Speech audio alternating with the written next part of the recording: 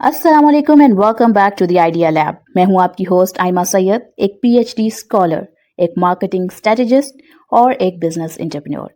अब तक idea lab ने आपके लिए क्या किया है? आइडिया लैब आपके लिए ऐसे बिजनेस आइडियाज लाया जिनमें आप सीख सकते हैं कि 3,000 से 10,000 रुपए में कारोबार कैसे शुरू होता है, चीजें कहां से लेते हैं, क्लाइंट्स को कैसे पहुंचाते हैं। इसके ऊपर पूरी playlist free of cost available है चैनल पर। इसके अलावा हम ये देखते हैं कि जो companies internationally million, billion and trillion rupees कमाती हैं, वो किस प्रोडक्ट और सर्विस से कमाती हैं और आप उसे स्मॉल स्केल लेवल पर कैसे शुरू कर सकते हैं। आपकी इन्वेस्टमेंट आपके पैसिव अर्निंग का जरिया कैसे बनती है। स्टॉक्स क्या हैं, पीएसएक्स क्या है, पाकिस्तान स्टॉक एक्सचेंज पर आपकी गवर्नमेंट आपके पैसे सेफ कैसे रखती है, और इसके अलावा कंपनीज में इन्वेस्ट करने से पहले उनकी फंडामेंटल टेक्निकल एनालिसिस कैसे की जाती है, फाइनेंशियल स्टेटमेंट्स कैसे पढ़ी जाती हैं। मैं कोई फाइनेंशियल एडवाइजर नहीं, लेकिन मैंने अपनी जर्नी से जो कुछ सीखा आपके साथ शेयर करती हूँ ताकि आप आइडिया लैब के साथ ग्रो कर सकें।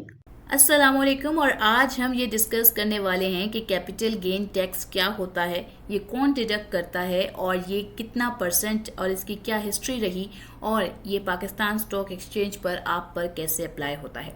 तो इससे पहले हमें ये समझना पड़ेगा कि कैपिटल गेन क्या होता है।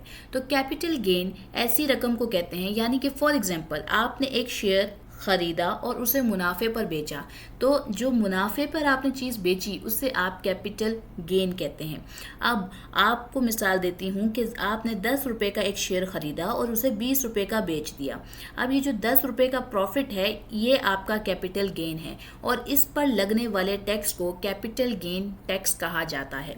अब ये कैपिटल गेन टैक्स कौन डिडक्ट करता है? तो जो कैपिटल गेन टैक्स है इसको एनसीसीपीएल डिडक्ट करता है आपसे, और ये सीडीसी के थ्रू कलेक्ट किया जाता है आपके ब्रोकर अकाउंट से।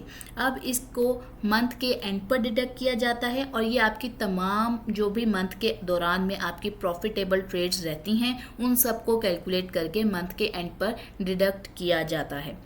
ये कितना परसेंट है और कैसे होता है ये भी हम आगे देखेंगे। एक मिसाल देखते हैं कि आपने 100 शेयर खरीदे और आपको वो 100 रुपये के मिले और आपकी टोटल शेयर की कॉस्ट थी 10,000 रुपीज़। अब बेचते वक्त आपको कैपिटल गेन हुआ, यानी आपके शेयर्स की जो प्राइस थी अब वो 120 रुपये थी और आपने जब वो बेचे तो आपने 12,000 रुपये के बेचे, यानी आपका प्रॉफिट था 2,000 रुपीज़। अब इस पर जो आपकी CGT यानी कैपिटल गेन टैक्स लगता है वो है 15%, और ये आपके 300 रुपये डिडक्ट हुए।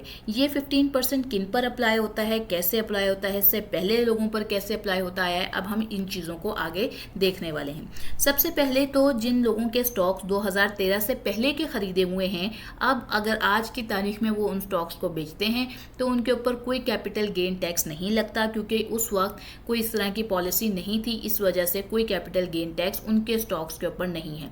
और जिन्होंने जुलाई 1 2013 से लेकर जून 30 2022 में खरीदे हैं उनके जो फाइलर हैं उनके 12.5% का टैक्स है, जबकि नॉन फाइलर्स का 25% टैक्स है।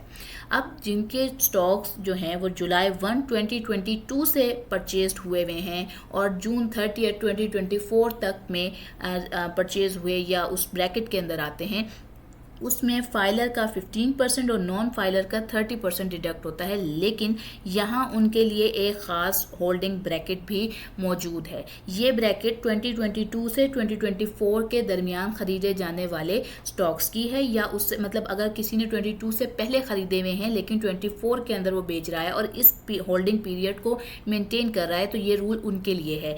यानी जिन्होंने 1 साल से कम के लिए होल्ड किया उन पे फाइलर पे 15% और नॉन फाइलर पे 30% टैक्स, जबकि 1 से 2 साल होल्ड करने वाले शेयर्स पर 12.5% यानी 12.5% फाइलर के लिए और 25% नॉन फाइलर के लिए। 2 से 3 ईयर्स की जो होल्डिंग है उन पर फाइलर के लिए 10% और नॉन फाइलर के लिए 20% की जो डिडक्शन है वो होती है। 3 से 4 ईयर्स होल्डिंग की पीरियड के अंदर 7.5% फाइलर के लिए और 15% नॉन फाइलर के लिए। 4 से 5 ईयर्स की होल्डिंग पीरियड के लिए 5% फाइलर के लिए और 10% नॉन फाइलर के लिए। 5 से 6 ईयर्स की होल्डिंग के लिए 2.5% फाइलर के लिए और 5% नॉन फाइलर के लिए। जबकि अगर आपने 6 साल से ज़्यादा होल्ड कर रखे हैं तो ये 0% हो जाता है। लेकिन ये लिमिट अब रिसेंटली PSX के स्टॉक्स के लिए ख़त्म कर दी गई है, और अब जो जुलाई 1 2024 से आगे ये स्टॉक्स ख़रीदे गए हैं उनके लिए करंट रूल जो है है वो 15% का फिक्स्ड जो कह लें कि स्लैब है टैक्स का वो लग रहा है।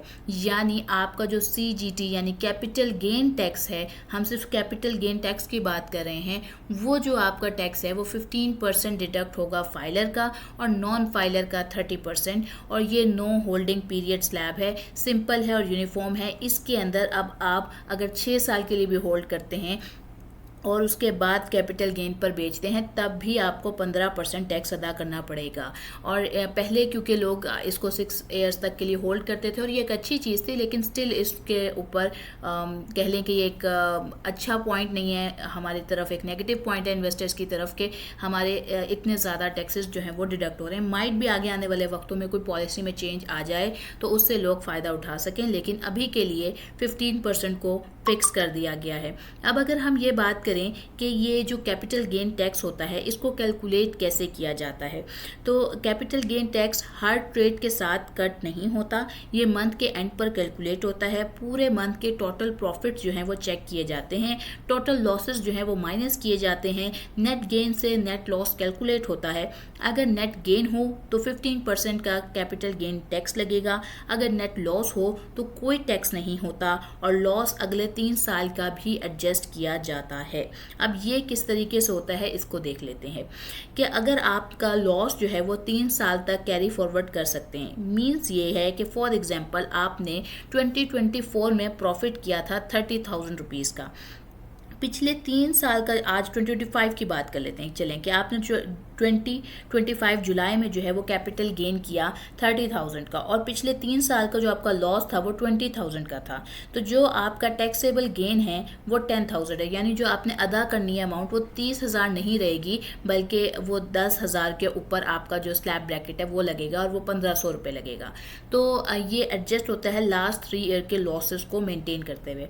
अब एक और एग्जाम्पल देखते हैं कि अगर आपने 40,000 का प्रॉफिट था और लॉस कैरी ऑन हो रहा था 50,000 का, तो जो नेट टैक्सेबल गेन है वो 0 है और कोई सी जो कैपिटल गेन टैक्स है वो नहीं कटेगा, बल्कि जो ₹10,000 लॉस है अब वो कैरी फॉरवर्ड हो रहा है और वो भी आगे जाके मैनेज होगा। यानी लॉस की सूरत में कोई कैपिटल गेन टैक्स नहीं कटता, लेकिन गेन की सूरत में, फ़ायदे की सूरत में 15% की ब्रैकेट लग जाती है। अब डिडक्शन प्रोसेस को देखते हैं। हर मंथ के एंड पर NCCPL capital gain tax calculate करता है। ब्रोकर अकाउंट के जो कैश बैलेंस है, आपका जो ट्रेड बैलेंस होता है, उसमें से ये ऑटोमेटिकली कट हो जाता है। अगर बैलेंस कम हो तो ब्रोकर आपको फंड डिपॉजिट करने के लिए बोलता है।